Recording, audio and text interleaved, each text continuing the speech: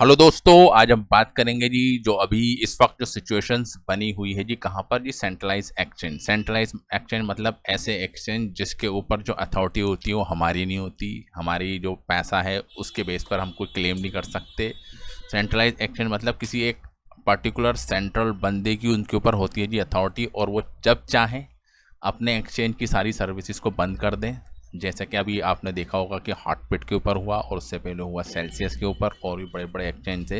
उन्होंने क्या करा, सारी सर्विसेज को स्टॉप कर दिया। सारी सर्विसेज स्टॉप करने का मतलब ये कि अगर आप वहाँ से एक्सचेंज को ट्रांसफ़र करना चाहें तो नहीं कर सकते हैं। अगर आप वहाँ से विड्रॉल करना चाहते हैं जी अपनी वैल्यू को, यानी कि आपके पास कुछ भी अमाउंट है उसको विड्रॉल करके अपने अकाउंट में ट्रांसफ़र करना चाहते हैं लोकल करेंसी के अंदर, तो आप नहीं कर सकते हैं। आप ट्रेडिंग नहीं कर सकते, यानी कि सारी सर्विसेज हो जाती हैं जी बंद। ये जो सिचुएशन होती है ये हो जाती है जी बहुत ज़्यादा ख़तरनाक, और इसके अंदर जो नुकसान होते हैं वो होते हैं कहीं ज़्यादा। और अगर हम बात करेंगे जी इंडिया के जो सिचुएशन है वो है जी थोड़ी अलग। वहाँ पर क्या है कि वहाँ पर अभी ये सारी सर्विसेज बैन नहीं है। कुछ एक्सचेंज है जहाँ पर ये सर्विसेज कह सकते हैं आप विड्रॉल नहीं कर सकते हैं, बट अभी भी अगर आप देखेंगे कि वजीर एक्स पे और अदर एक्सचेंज है वहाँ पर आप अभी विड्रॉल भी कर सकते हैं, एसेट्स को ट्रांसफ़र भी कर सकते हैं। बट कहानी जो है ना, अभी आप देख सकते हैं कि डे बाई डे थोड़ी ख़राब होती जा रही है जी एक्सचेंज के लिए। वो क्यों?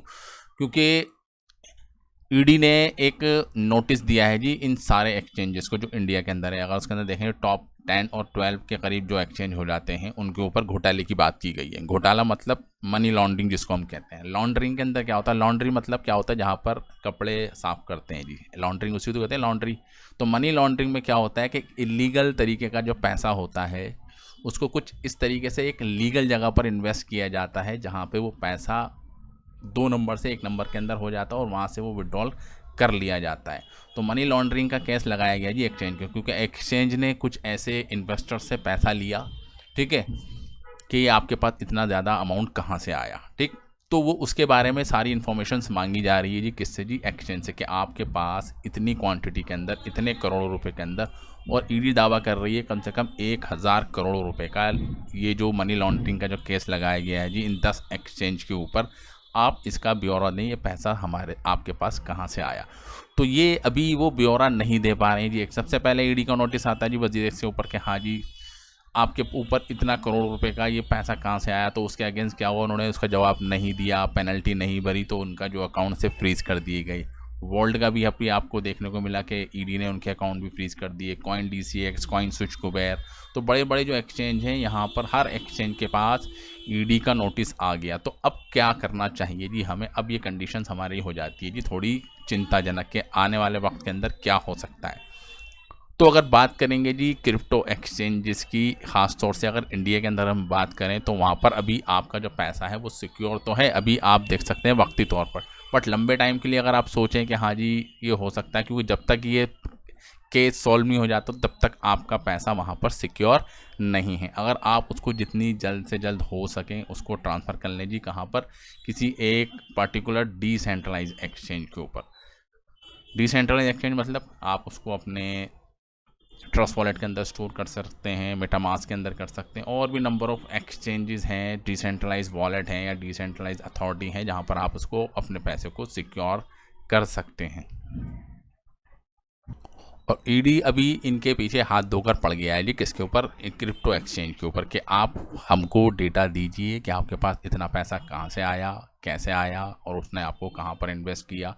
तो ये अभी एक्सचेंज के लिए हो रहा है जी मुश्किल, क्योंकि एक्सचेंज पे क्या होता है, अभी बहुत सारे एक्सचेंज हैं जहाँ पर केवाईसी, बिना केवाईसी के अकाउंट्स बन जाते हैं, बिना पैन कार्ड के अंदर ट्रांजेक्शन्स होती है। तो अभी आप देख रहे हैं कि पैन कार्ड अब ज़रूरी कर दिया गया है जी, ठीक है।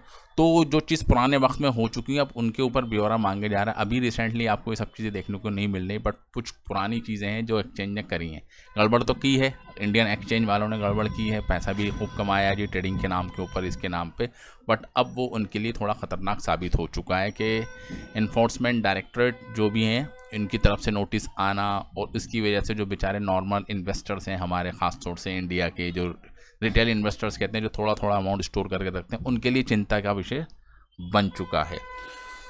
तो अभी क्या है कि अभी आप क्या करें कि अपने सारे एसेट्स को बेचकर किसी एक लोकल करेंसी या कुछ एक ऐसी क्रिप्टो करेंसी के अंदर उसको कन्वर्ट कर लें। अगर आपका विड्रॉल होता है तो आप विड्रॉल करके उसको अपने किसी सिक्योर जगह पर रख सकते हैं और किसी और एक्सचेंज पर जाके उसी अमाउंट को, अगर आप चाहते हैं कि हाँ आप विड्रॉल करना नहीं चाहते हैं, तो आप क्या करना है, सारे एसेट्स को कन्वर्ट करिए जी किसी एक पर्टिकुलर क्रिप्टो करेंसी के अंदर। TRX के अंदर कन्वर्ट कर लें या BNB के अंदर कन्वर्ट कर लें। BNB के अंदर कन्वर्ट करके आप उसको ट्रस्ट वॉलेट के अंदर भी ले सकते हैं, या उसको TRX के अंदर कन्वर्ट करके किसी और पर्टिकुलर एक्सचेंज पर ट्रांसफ़र कर दें जी। बहुत बड़े बड़े एक्सचेंज हैं जी, इंटरनेशनल एक्सचेंजेस हैं जहाँ पर आप अपने पैसे को सिक्योर करके अभी इन सब चीज़ों से चिंता मुक्त हो सकते हैं।